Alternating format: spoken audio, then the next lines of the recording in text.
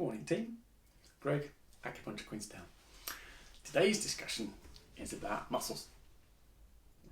I love muscles. Muscles are awesome.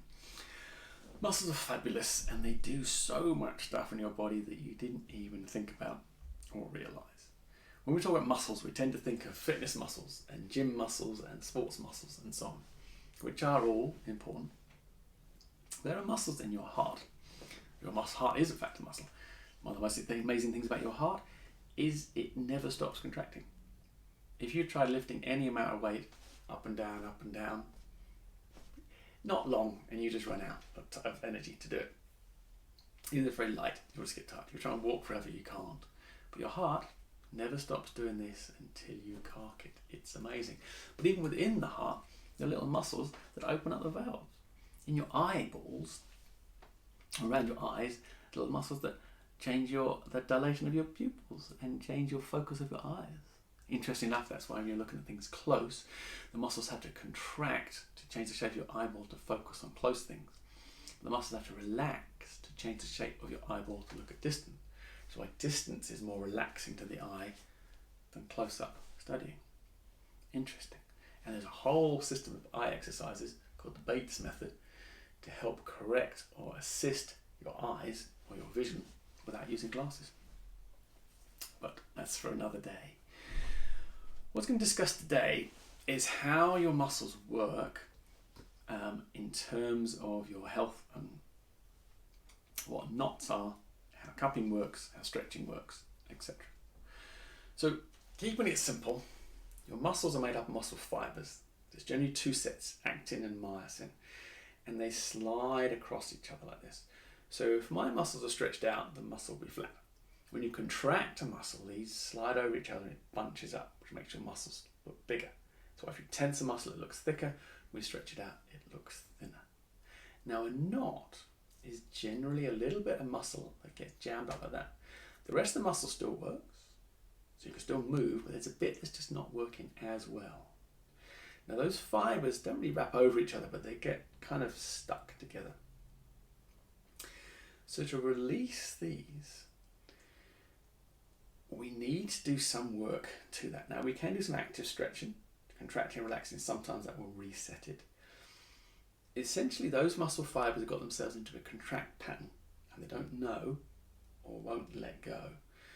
Every muscle has a collection of nerves that innervate certain sections of muscle in little bundles. Now for the fine motor skills of finger movement, for example, all the finger movement muscles are up here in the forearm, either side of the forearm. They have an awful lot of nerves, and each nerve is controlling just a small number of muscle fibers, which allows me to adjust the pressure almost infinitely.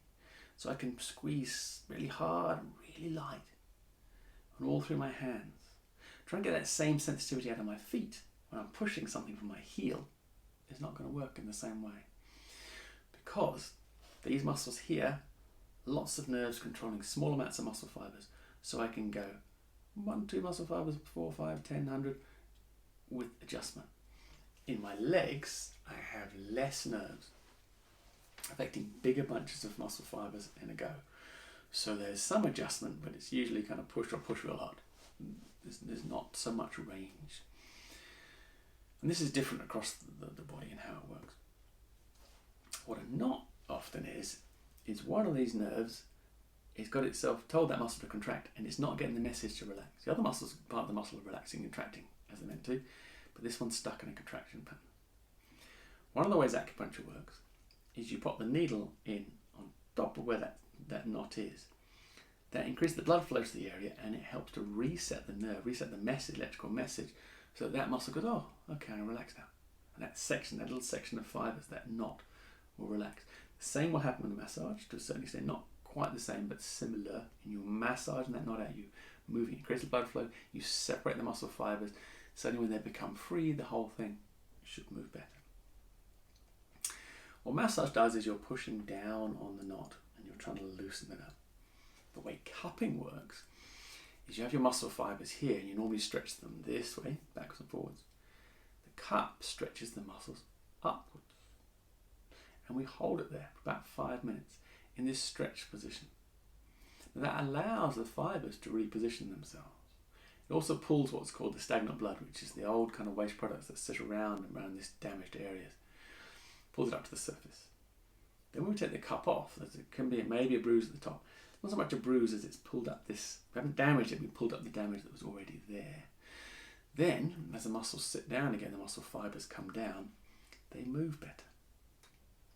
The other thing that cupping does is stretch your fascia. Fascia is connective tissue that wraps around your muscles and your muscle fibres. It wraps around individual bundles, individual muscles, groups of muscles, the muscles that are separated within sections of the body in compartments. And then around the joints, they hold up the organs. Fascia is fascinating. Again, perhaps another video on that.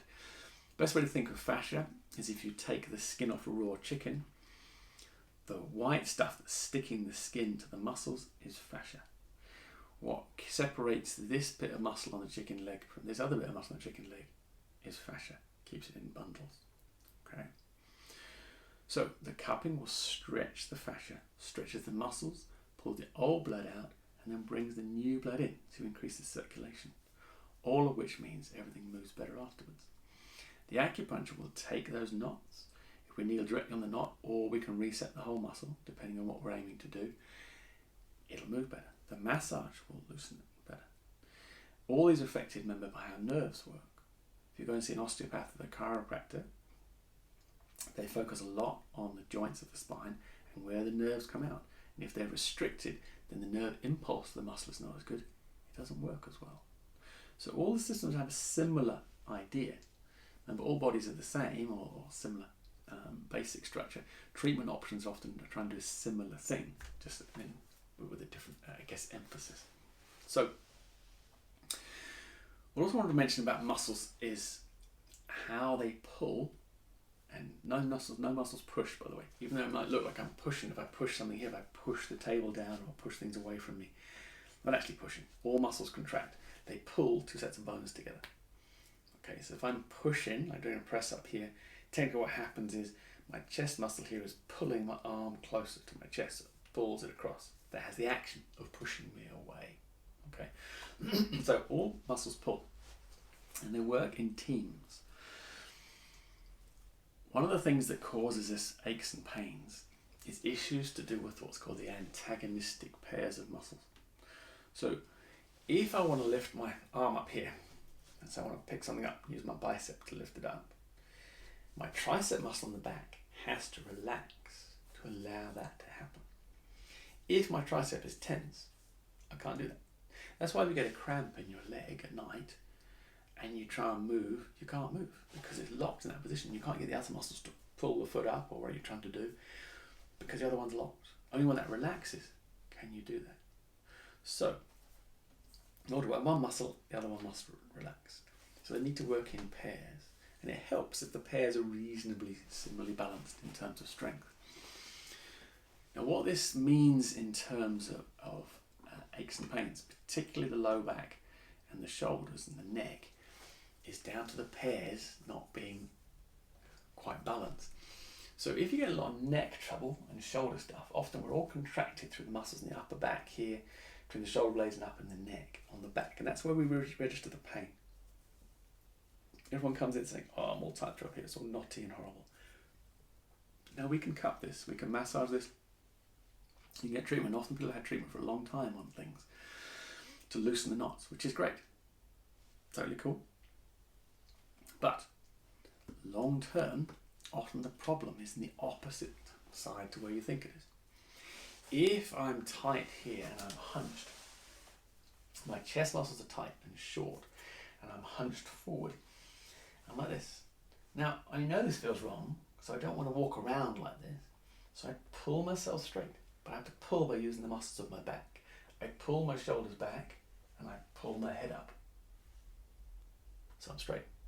But notice how I'm doing a lot of pulling continuously and consistently with these muscles. So often the muscles that get knots, they're not that over strong, they're actually weak, and they're doing too much work, and they're tired. The same as if I held a brick in my hand here like this, and I held it for an hour or two. My bicep will get all crampy and knotty and be yucky. And if I take the brick out and put it down, my arm won't straighten. It won't fully straighten straight away. I'll get part way and go, oh, and it would be stiff, and I would have to move it and move it and move it, and then it would loosen and go back to where it was. What we tend not to do, particularly up on our neck and shoulders, is do that kind of movement.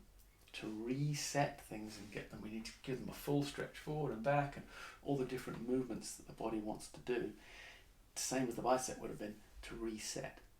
And we forget the original problem is coming actually from the shortening in the front. So one of the best things you can do for your neck and shoulder tightness is to stretch the front of the body. Stretch the chest here, and again I'll do a video on foam rolling.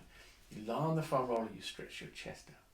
Do a lot of mobility work through here. You stretch the front of your neck, the front of your throat here, front of the shoulders. And when those muscles are, even the stomach actually, the muscles in your abs here, even if you've got a super six pack, often it's too tight and it pulls forward. You stretch it out and it allows the body to sit where it wants to without having to do any pulling for the other muscles. Hopefully that makes sense. So if you're experiencing pain in one part of the body, look to what's on the opposite side, work out what it is, and see if you can stretch it out, ease it out. This is why Pilates, yoga and so on are so helpful, and just general stretching to loosen things up. We want to stretch the bits that are tight, and we probably should, but also we need to stretch the bits that we won't feel. No one ever comes in to see me and says, oh, my chest is tight, oh, the front of my hips are tight, oh, my abs feel tight. Never happens. The front of my neck's tight. Never happens. It is, and it's short and it's tight, and these guys here tighten up, all this. The pain registers in the back, we think the problem's in the back. Like I say, we need to treat both often, but we focus more on the front. So think of things in antagonistic pairs. The other thing that happens with muscles is if muscles aren't working, what's called inhibited. The muscles are inhibited, they're not working properly. Other muscles are doing the job for them. Okay, the classic one on the shoulders is a funny little muscle called the serratus anterior, which lives here on the side of your ribs. Little finger-like muscles here. I don't really see them on most people. They're here. It stabilizes your shoulder blade. Who cares if your shoulder blade is stable? Well, the rest of your shoulders actually. If your shoulder blade is stable, they can all pull off it properly like an anchor point, and they work. If it's not stable, you tend to find your traps, that this big muscle here gets tight to try and stabilize everything. And it gets chronically tight and yucky, which is probably the most common thing I see every day. Tightness through here. So if we can get this activating again, which we can with some cool acupuncture stuff, get this serratus anterior active, it stabilizes the shoulder blade and it takes a lot of tension out of here. Okay, so the other classic option is in the lower back, is the glutes, your bum muscles, your bot, your gluteus maximus. If that's not working, or not working as well as it should, if it's inhibited, then your body will use your hamstrings and your lower back to try and do the lifting and the moving of things, and they get again overworked because they're not designed for it. Once you wake up the glutes and they're firing properly again, the tension and the extra work comes out of the hamstrings and the lower back. So there's a lot of patterns like this all around the body. So it's worth considering and being aware of imbalances in muscle strength, imbalances in muscle tension, antagonistic pairs and how they're working, what constitutes a knot and how it happens, and how we treat it. It's actually reasonably simple once we understand the basic concepts of. Okay, so hopefully that's helpful. Give you an idea of how muscles work, how important they are, not just for looking good on the beach, but for how you function and what you do, and how tension will go to your muscles. Okay, stress will go to your muscles, and its reaction to stress, nutritional stuff, but also postural stuff. And we'll do some more exercise videos and stretching videos at some point. As always, questions in the comments section. Do my best to answer them if I can. Hope you have a fabulous day. Hope that was helpful. Greg, Acupuncture Queenstown. Thank you.